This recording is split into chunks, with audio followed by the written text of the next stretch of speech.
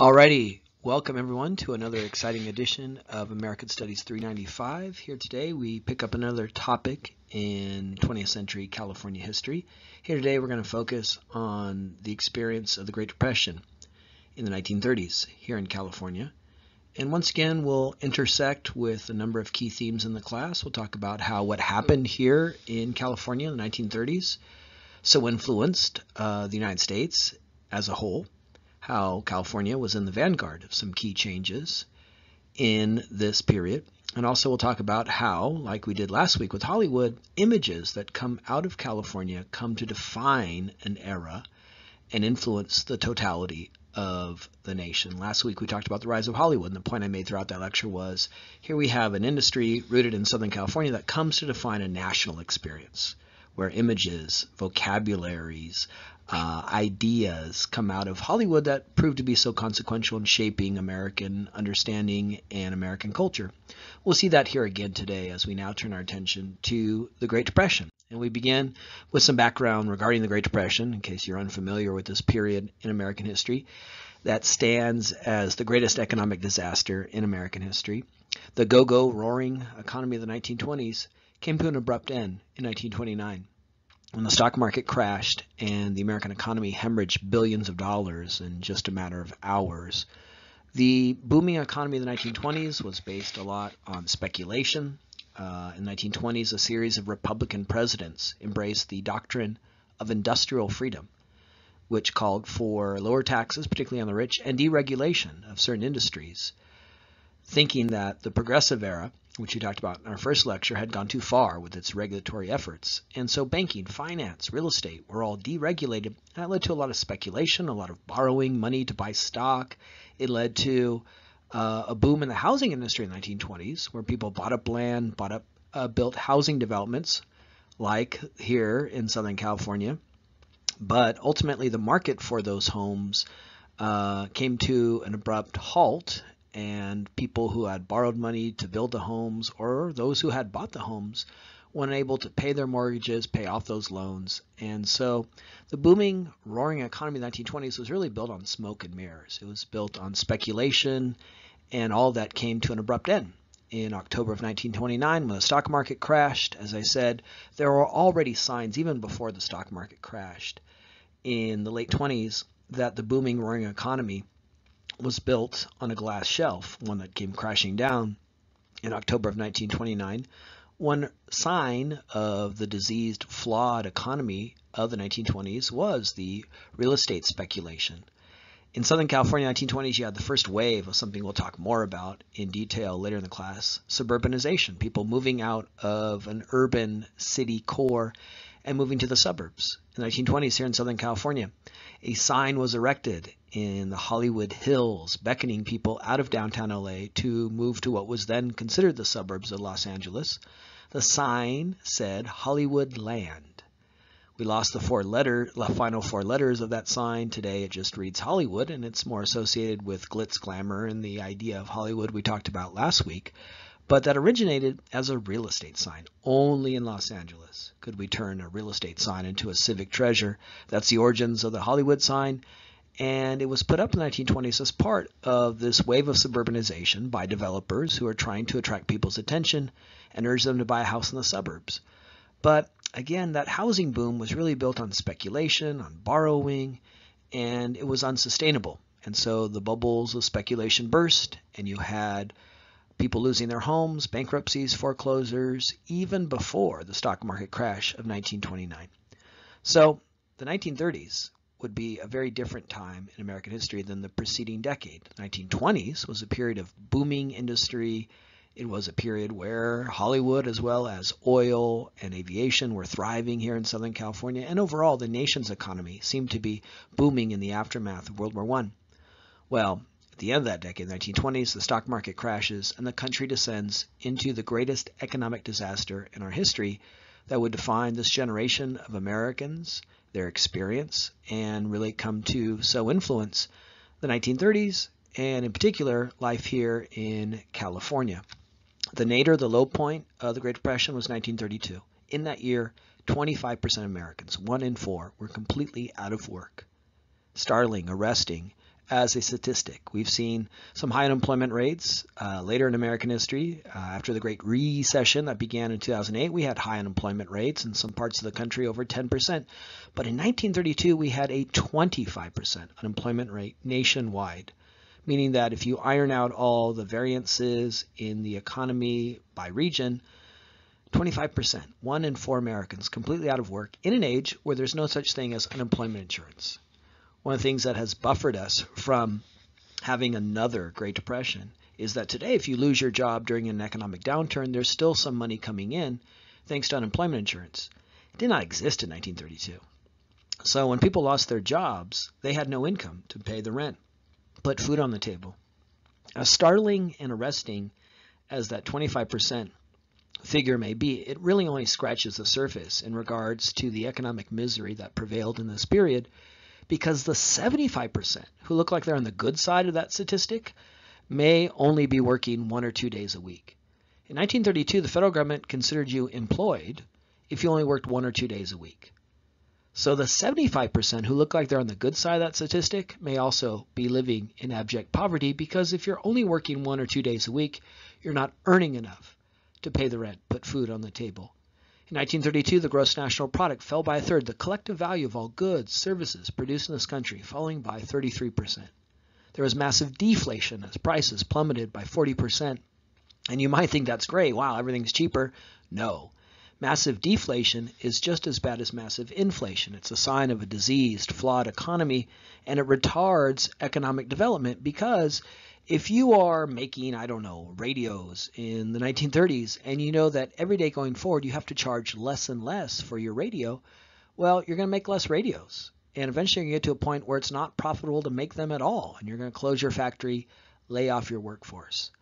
So this is the greatest economic disaster in a nation's history, and the effects of the Great Depression were particularly acute here in California, which goes from the booming, roaring period of the 1920s to now a period of abject poverty, misery, unemployment. Major industries here in California were hit hard by the Great Depression, including agribusiness, with farm income dropping by 50%. The construction and housing boom of the 1920s comes to an abrupt halt. Again, 1920s, you see this first wave of suburbanization, as now more and more Californians can own a car. The car increasingly became democratized in the 1920s, which allowed you to live in the suburbs and work in the city. And so people bought homes in the suburbs. But the money, the mortgage they took out, they couldn't pay any longer. And so they lost those homes. And that meant a huge decline in the housing industry. So California was hit hard by the Great Depression. People lost their homes, the housing industry, the construction industry, all the attendant industries connected to that were hit hard by the Great Depression. Massive unemployment. At one point during the Great Depression, 20% of the California population was receiving some form of public relief because they could not feed their families. So it's impossible to overstate how debilitating the Great Depression was for a population that had come to see California as this place of promise and hope. As we talked about in previous lectures, people flocked out here in the early 20th century, seeing it as a place of abundance, opportunity. There were thriving industries here in California in the early 20th century: agribusiness, $1 billion citrus industry, farm economy, aviation, oil, Hollywood. So it was boom times in the aftermath of World War I, but that boom time came to an abrupt end with the Great Depression. And now the California dream turned out to be a lie, a nightmare. Now the promise of the West in California seemed to be a false promise. And people were very concerned. And that's why in the 1930s, you have an entire generation of Californians who fear that they will never live the good life, that they will never live as their parents did. You have an entire generation of Californians who are cynical, suspect about the promise of California and the nation. In the 1930s, radical ideologies would take root here in California, some embracing fascism, communism, because many came to the conclusion that capitalism had revealed itself to be a catastrophic system that created such periods of depression, bust periods, and a boom and bust economy. In the 1930s, fascism is on the rise around the globe. The Soviet Union had emerged after World War I as the first communist state in human history. And as a result, many people who concluded that capitalism turned out to be a failure entertained such radical ideologies amidst the great despair of the Great Depression. People starved in the 1930s. They went without. You had spikes in infant mortality as children died before their second birthday owing to malnutrition and starvation. When the United States enters World War II, we'll talk about World War II in lecture next week, the nation's shocked at the terrible health conditions among the men who are volunteering to fight because their bodies had been so ravaged by the ill effects of the Great Depression. And there was a great concern about whether or not we could even field an army, let alone defeat Nazi Germany and Japan. So again, it's hard to overstate both the physical and psychological trauma that the Great Depression wrought in California and the nation. Amy Semple McPherson is a key figure in early 20th century California history. She was a young woman who was able to secure a divorce from her first husband.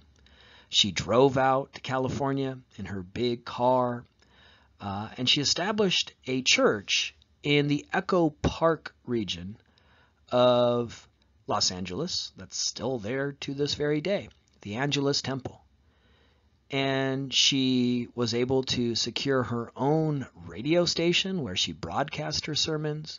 The Angelus Temple was this great monument, this cathedral that drew a lot of interest. And the 1920s, when Amy Semple McPherson was a rising force in Los Angeles, was a period of intense religiosity. You know, when we think of the 1920s, we tend to think of flappers, the Jazz Age, Art Deco. But the 1920s was also a period of intense religiosity, a period of religious revivalism, where many Angelenos, Californians, and Americans came to the conclusion that in the early 20th century we had lost our way. We had become too enamored by science, reason, rationality, those ethos of the progressive era. In the aftermath of the horrors and miseries of World War I, people believed that we had forsaken God and become too enamored by technology, and it led to that ruinous war. So the 1920s was a period of intense religiosity. It led to things like prohibition, the effort to ban alcohol, to morally cleanse California and America. It led to the rise of people like Amy Semple McPherson, these evangelical preachers who offered righteousness. But in the 1920s, Amy Semple McPherson's celebrity was severely tarnished when she disappeared and claimed that she was kidnapped and taken to Mexico. But there wasn't much evidence to support her claims, and many people believed that instead of being kidnapped, she had become involved in an extramarital affair. And so a scandal rocked Amy Semple McPherson. She was put on trial, a trial that caught a lot of interest. And a lot of people came to see her as a woman who was at best suspect, and in the eyes of many, likely a fornicator, some sort of woman complicit in an extramarital affair who had lied to the people who once were devout followers of her. But amidst the Great Depression, Amy Semple McPherson comes back, and she's able to some extent wipe away some of the tarnish that followed her after that scandal, because she offered a message to Angelenos and Californians amidst the Great Depression that was very bracing and supportive. Her church was known as the Four Square Church. There are still branches of it here in Southern California to this day. As I mentioned, the Angelus Temple is still in Echo Park. And this was a message of a healing God, a Jesus who could intervene, faith in God as someone who could come in and address personal miseries and lead to redemption. And such a message was very appealing to Americans who were craving redemption and hope and restoration amidst the Great Depression. Also, Amy Semple McPherson was able to rebound from a lot of the scandals because she used her church as a charity, as a relief program. She offered food and clothing to the Angelenos who were stung deeply by the Great Depression. And so the Angelus Temple was not only a source of spiritual succor and spiritual relief and spiritual guidance, it offered as well material relief to Angelenos who were hit hard by the Great Depression. And so Amy Semple McPherson, to some extent, was able to regain some of her renown and celebrity in the 1930s because she offered a message and a relief program that was so geared towards the needs of Angelenos in a Los Angeles that now was so deeply scarred by the terrible effects of the Great Depression. Some Californians, some Angelenos found hope in the religiosity of Amy Semple McPherson and the Angelus Temple. But other Californians turned to reason, rationality, science during the Great Depression as remedies for this great economic disaster. In 1933, the Utopian Society was formed in Los Angeles, and it argued that we could restore economic opportunity, progress, and the Great Depression through scientific management of the California economy and the national economy. That the problem was that we had trusted businessmen in the 1920s, and we need to get back to, in many ways, a progressive era sensibility of trusting experts, reason, rationality. The Utopian Society had many members. They held rallies at the Hollywood Bowl in Los Angeles, and they offered their prescription, which was a belief in reason, rationality, scientific management that could restore abundance and opportunity, and in doing so rekindle the California economy. Also here in Southern California, there was another plan for combating the Great Depression, advanced by an unemployed doctor named Francis Townsend, who formulated the Townsend Plan, which would allocate money to Americans who would then spend that money, and in doing so, help revive the economy. He believed in this model of taxing through a federal sales tax and then redistributing that money to Americans who will pump it right back in the economy through spending. And so his plan was that each American over the age of 60 would receive these $200 and be obliged to spend it within a month. Sounds a lot like Social Security, which is one of the key programs that comes out of the Great Depression amidst Franklin Roosevelt's New Deal. In 1932, in that nadir of the Great Depression, Franklin Roosevelt will win the presidency in a landslide. He'll be sworn in 1933. He'll give a stirring inaugural speech where he says to the American people, the only thing we have to fear is fear itself. And then he'll launch what he saw as the relief program for the New Deal that would put Americans back to work, the New Deal. And as part of the New Deal, in 1935, the U.S. Congress passes and President Roosevelt signs into law Social Security. The idea of Social Security originated here in Southern California in the plans of Francis Townsend. He wanted to put money into the hands of people who did not have money, elderly people who could no longer work, but could still participate in the consumer economy that so defined the California and American economy in this period. In the 20th century, we develop a consumer economy that's so dependent on people spending money. And there was a large segment of the population that could not spend because they could not work. And Townsend's plan was to put money in their hands because that will benefit them. It will give them access to financial stability in an era where they could not earn, and will all benefit because they'll spend that money. And rippling effects will occur. A rising tide will lift all boats in that sense. So Townsend's plan was to target a segment of the population that suffered from poverty, the elderly, because they couldn't work, and put money in their hands, and that is the exact same template for Social Security. So here's a good example of one of the big macro themes of this class, how California is this laboratory, how California is in the vanguard of changes that later do manifest across the nation. Social Security passed in 1935, a hallmark of the New Deal, now a mainstay of American life, the most popular program the federal government administers, a program that even the most conservative politician supports. Takes money from existing workers through a tax, through the payroll tax. If you are employed, as imagine most of you are, the payroll tax that comes out of your check is there to fund this program. That money comes out of your check and then is redistributed. Yeah, I know that's a nasty word for some people, but we Americans, we love Social Security, and therefore we must love socialism because this involves the redistribution of wealth. It's taking money from one group, giving it to another group. It's had the effect of creating higher standards of living for the elderly. Prior to Social Security, the demographic group in America that had the highest rates of poverty, the elderly. Last few years of your life were pretty miserable. Couldn't work. You were, in many ways, a dependent on your family. Social Security, though, has changed that. And today, in America, the demographic group that has the lowest rates of poverty, the elderly. That plan originated in Long Beach. That plan originated in the ideas of Francis Townsend that later did lead to a national program and now a mainstay of American life, Social Security.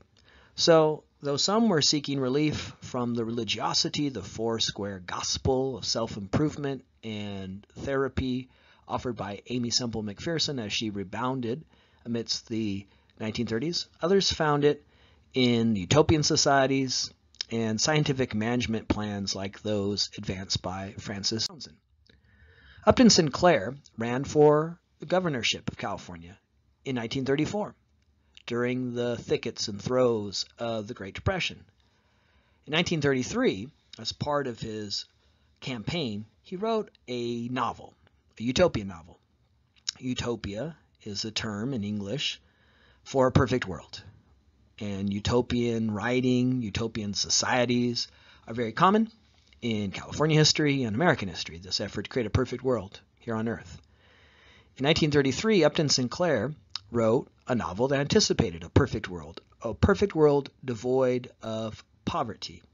The title of this novel was I, Governor of California, and How I Ended Poverty, a true story of the future. So he's basically laying out in this book how, one, he's elected governor, and how as governor he was able to end poverty, prophesizing this utopian world that would develop here in California.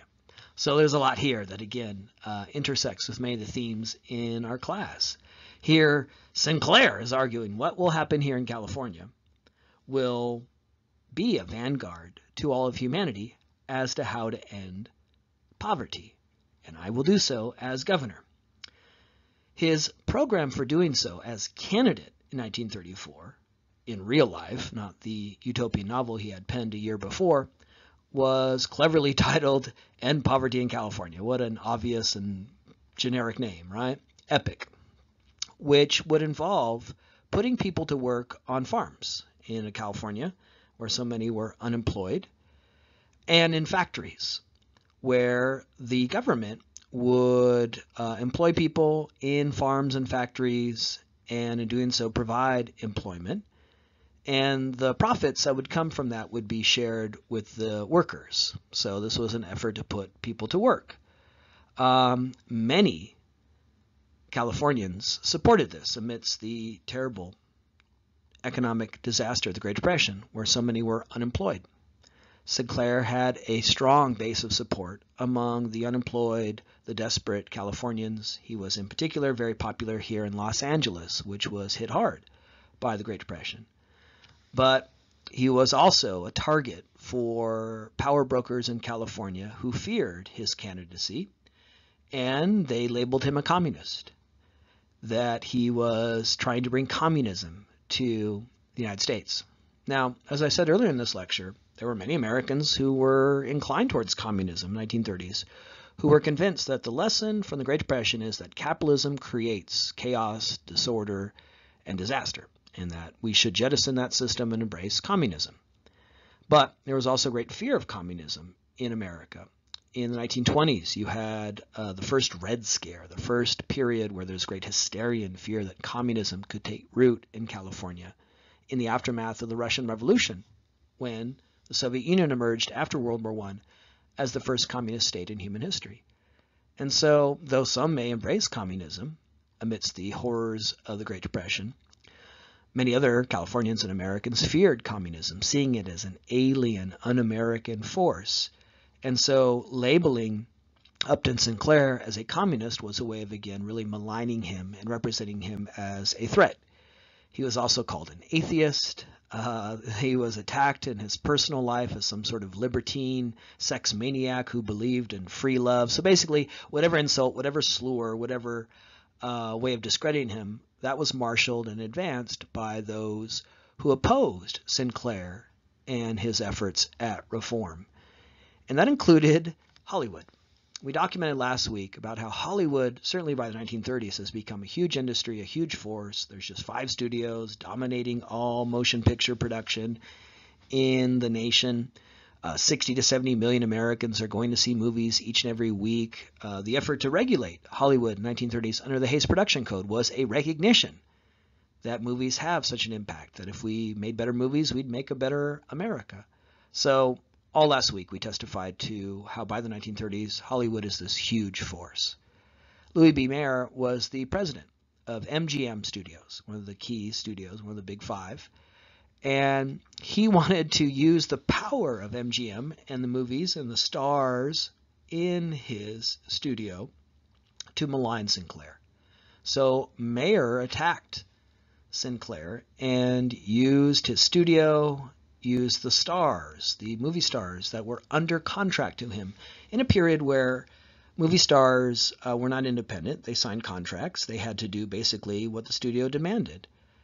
And that's why they had very little discretion about the films they starred in, as they were obliged to fulfill the contract. And that could include as well speaking out in regards to political positions that were deemed in the interest of MGM. And so a lot of stars, a lot of movie stars for MGM were employed to malign Sinclair. So this is also evidence of the power of Hollywood, its ability to influence public opinion. In this case, the industry, Mayer as part of it, were determined to stop Upton Sinclair, and they were going to use the cultural clout and might of Hollywood to do so.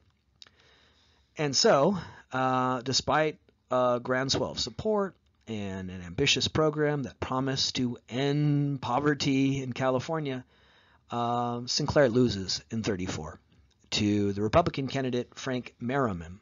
So the candidacy of Upton Sinclair tells us a lot about the mood and temper of California in the 1930s. It demonstrates the effort to create a solution, to put people to work amidst the era of the Great Depression. It also speaks to the controversies of this period concerning communism and the power of certain forces to work against these reform efforts in the maligning of Sinclair. So it's sort of a flashpoint. It speaks to the broad contours of California politics, society, and culture in the 1930s.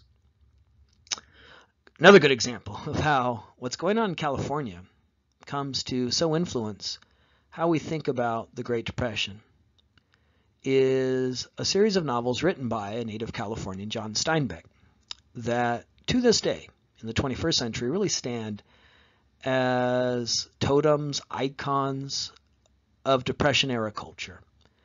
When Americans learn about the Great Depression, they often learn about the Great Depression through The Grapes of Wrath and the other novels Steinbeck penned. The images that are associated with these stories, the way they were translated into films, still stand to this day as are avenues and thoroughfares to go back to this period. They're the vocabulary, the imagery of the Great Depression that continues to predominate in the imagination of Americans. Steinbeck was born in Salinas in 1902. So many of his stories were rooted in that region of California, in the agricultural belt of Central California. And so his novels were very evocative of a California far outside the glitz and glamour of Hollywood or the more urban scene of San Francisco.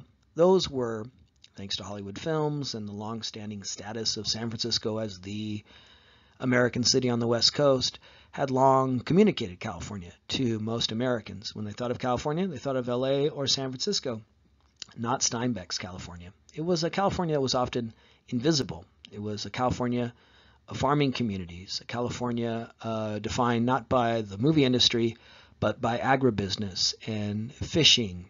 It was a California of the farmer, the migrant farmer, the immigrant, not the glitzy glamour of the movie star.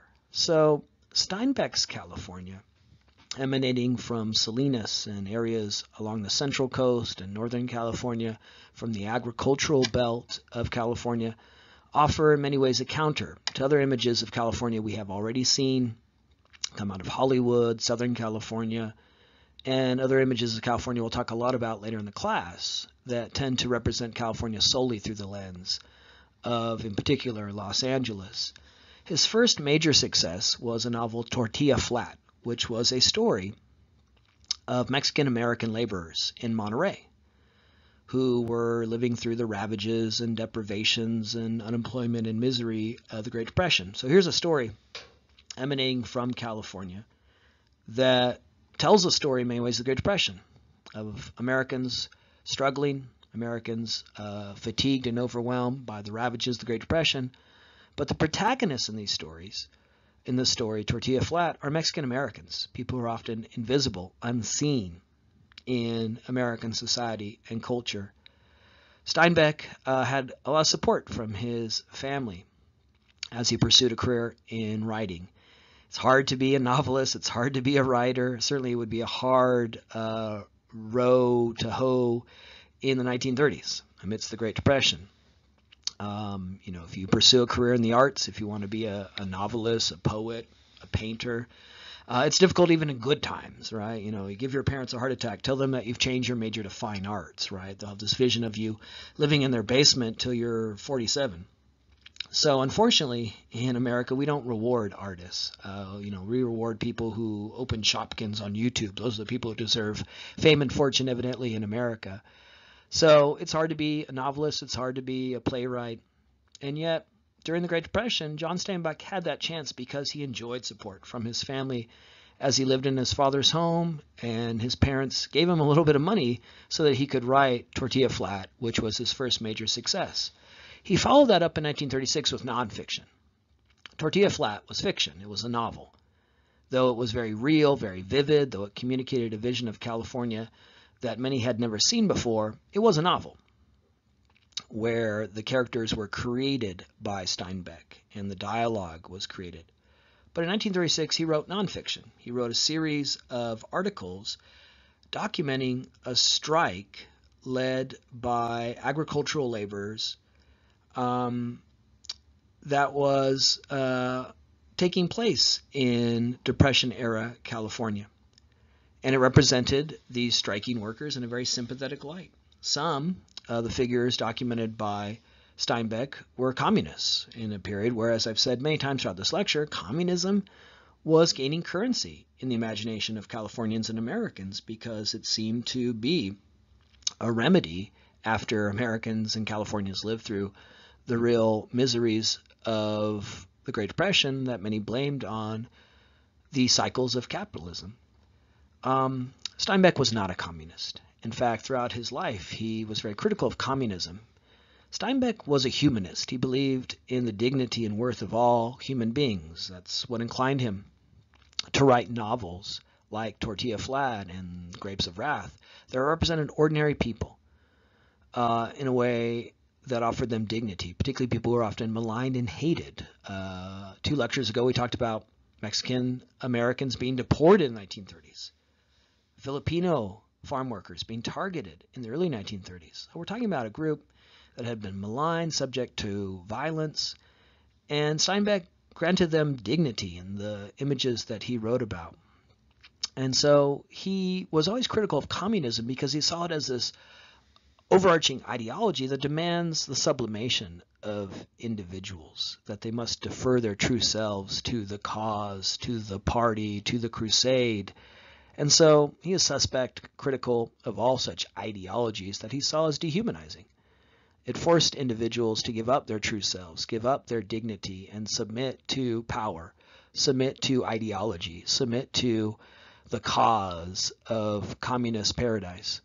And so Steinbeck wasn't a communist, but because in Dubious Battle, which he wrote in 1936 as his follow-up to Tortilla Flat, he presented communist figures in a sympathetic light, he too was subject to that red baiting and maligning that plagued the efforts of Sinclair, as we talked about on the previous slide when he ran for governor. After Dubious Battle, he wrote a series of articles that documented migratory labor here in California, titled Their Blood is Strong. In this work, Steinbeck was very openly, overtly political. And he looked back on what we documented 2 lectures ago, the solicitation of Filipino immigrants by agribusiness in the 20s and 30s. Please come, we need you. You're a source of labor to help develop this industry. The solicitation of Mexican immigrants as well. The way in which, for some time, the big growers here in California had courted immigrants and then treated them in such a terrible way. He looked back on that history of importation of foreign labor as, quote, a disgraceful picture of greed and cruelty.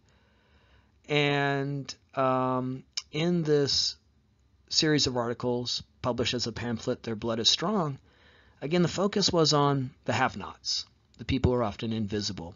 These immigrants, these foreign-born workers, migratory workers here in California, who were eking out a desperate living amidst the Great Depression, who are often subject to discrimination, violence, who are often pitted against each other in an effort to prevent them from unionizing. Steinbeck represented them in a very sympathetic light during the Great Depression. And so Their Blood is Strong is also a great window into what life was like here for this group of Californians during the Great Depression. As he became more increasingly and more overtly political, Steinbeck, in this series of pamphlets, offers his own prescription for the Great Depression, saying that workers like those he have described, who are welcomed into California, deserve the right to form a union and advocate for higher wages, better working conditions.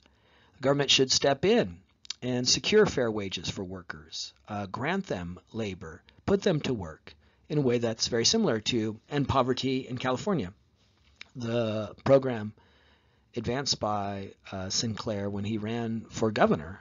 Use the government, intervene in the economy, and that became as well a element of the New Deal.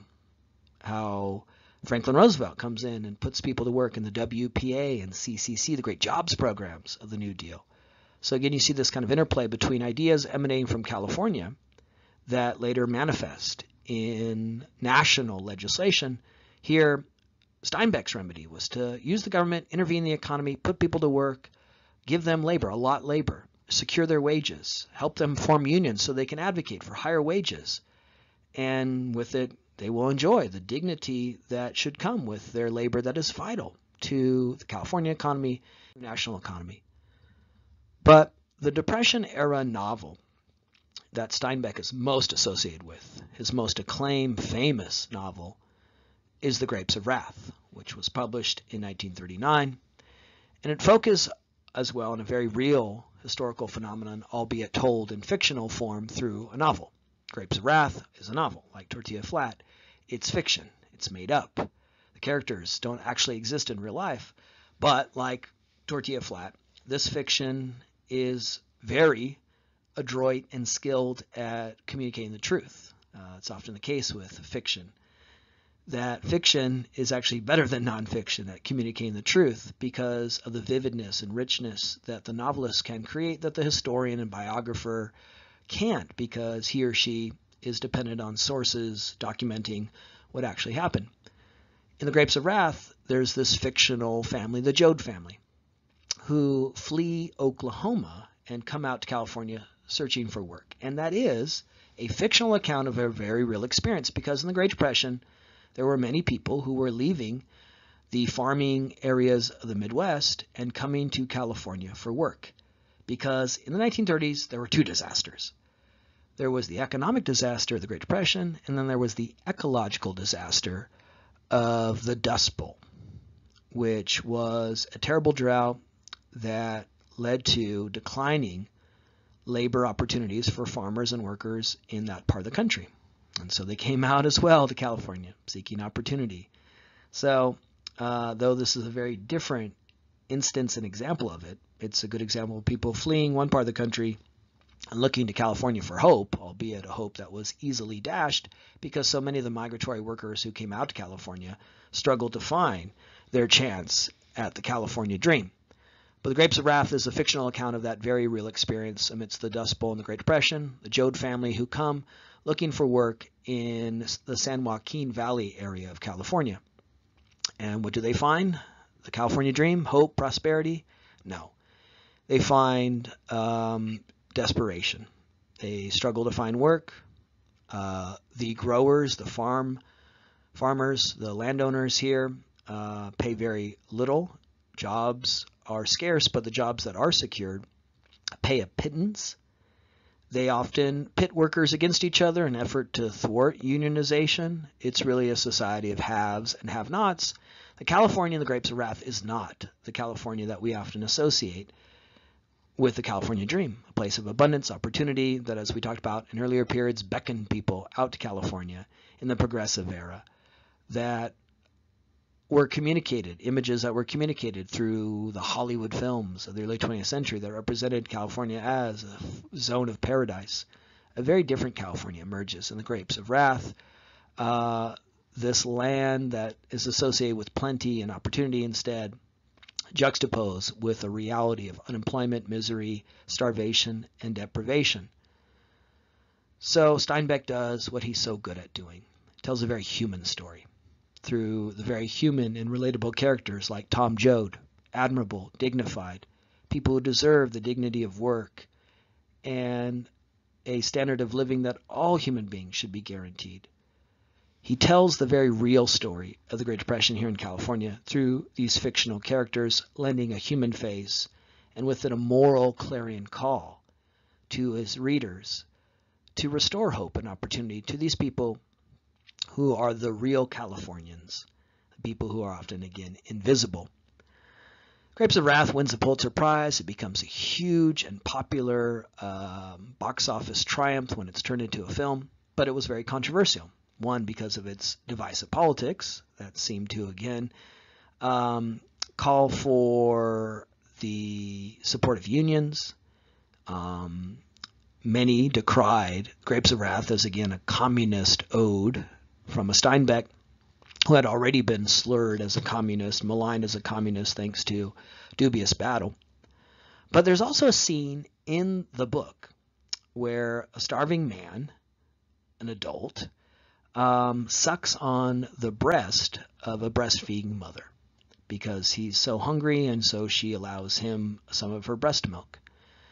And that scene actually got a lot more criticism than the politics of The Grapes of Wrath. It was seen as pornographic and immoral. And that's why this book, so acclaimed, Pulitzer Prize winner, the basis of a very popular Hollywood film, was actually banned from many California public schools and libraries. In many parts of California, you could not read The Grapes of Wrath because it was banned by people who objected to the scene of a man sucking on the breast of a woman, a scene that was dedicated to the real miseries, deprivation, and starvation, rather than a scene of titillation and pornography. Another group who really opposed the Grapes of Wrath, including moral scolds, the Ned Flanders types of America in this period, were the landowners, agribusiness, a group known as the Associated Farmers, which seems to indicate, the small-scale farmers, the name. You think of, someone in their overalls. Actually, Associated Farmers represented the large growers, the millionaire landowners, who very much objected to the politics of the Grapes of Wrath and its support for working people and unions, and they too wanted to ban this novel, not because of a scene where an elderly man sucks on the breast of a breastfeeding mother, but because they feared that it would bring a lot of criticism to the wealthy power brokers in California, the landowners. Associate Farmers was comprised of millionaires. It was comprised of the great landowners and power brokers who did not like the very sympathetic image of desperate people that The Grapes of Wrath offered. It didn't win the Pulitzer Prize, became a huge bestseller. It was made into a very successful film starring Henry Fonda in the Tom Joad role. That film really captures the essence of the novel and its salute to working people, and it's part of a film culture in Hollywood in the 1930s that often celebrated the little guy, whether it was Grapes of Wrath, Mr. Smith Goes to Washington, a 1939 film. It's a great ode to small-town values, democracy, American institutions. Wizard of Oz, which is a great condemnation of the city as a place of liars and thieves, and a celebration of the good, noble people on the farms of Kansas. Hollywood in the late 30s in the Depression era was making films that were often salutes to small-town values, the little guy. And The Grapes of Wrath was part of that, as it was turned into a very popular film in that period. And so, though there was an effort to ban the novel, it reached a wide audience through another institution rooted here in California, Hollywood. So we've talked here in this lecture about how California is at the heart of efforts to address this economic disaster in our history, the Great Depression, ranging from the religiosity of Amy Semple McPherson, the call for scientific management in the Utopian Societies, the Townsend Clubs, EPIC, and poverty in California. We talked in this lecture about a number of different relief programs, many of which later do influence the whole of the nation, like Social Security, like the jobs programs of the New Deal, WPA and CCC, that were modeled in part on the arguments of Steinbeck and Sinclair and others to put people to work. So good evidence here in this lecture, once again, of a big macro theme in the class, how what happens in California later influences the whole of the nation. So you have the Townsend Clubs creating a template for Social Security. But also in this lecture, we talked a lot about how images produced in California come to influence the nation and continue to influence us to this day as we try to make sense of and access the Great Depression. As I mentioned earlier in this lecture, for many Americans, they learn about the Great Depression through John Steinbeck, through his novels you're assigned to read in high school to this day, to that acclaimed film that still reaches Americans decades after its release. The image we have here in this final slide is also an image that was produced here in California that stands today as really the image of the Great Depression for most Americans now in the 21st century. This is a photograph taken by Dorothea Lange. Dorothea Lange was a female photographer who found support from the WPA, one of the jobs programs that employed people in the Great Depression. And the WPA employed people in a variety of different avenues, employed people to build universities and airports and build roads, but employed people in the arts, including photographers and muralists and novelists and playwrights. And Dorothea Lange was an artist, a photographer who received support from the WPA. And she was here in California, and she was along the 101 freeway in San Luis Obispo. And a family who was traveling out to California, like the Joad family in The Grapes of Wrath, got a flat tire along the 101 freeway, and they pulled over to change that tire. And Dorothea Lange was there. She spontaneously pulled out her camera, and she took the image you have here of the matriarch of that family, the mother, as she comforted her children as they waited for the truck to be fixed, and they went on to their unclear future here in the desperate conditions of California. And so this photograph here is Dust Bowl Mother, taken here in California along the 101 freeway by Dorothea Lange, and it is arguably the most famous photograph in American history. It is a photograph that we've all seen. It's in history textbooks. You've probably seen it in many history classes before. It stands in the 21st century really as our window into the Great Depression. And it came out of California. It came out of a jobs program, the WPA, that employed people. A jobs program that was modeled on reform efforts proposed here in California. So it's a fitting end to this lecture because, like the novels of John Steinbeck, later turned into Hollywood films, it's a good example of how when we think of the Great Depression, we see California. When we see the Great Depression, we see these images that were crafted here in California, whether they're the novels of John Steinbeck, the filmic adaptations of those novels by Hollywood studios, or in this case, Dust Bowl Mother.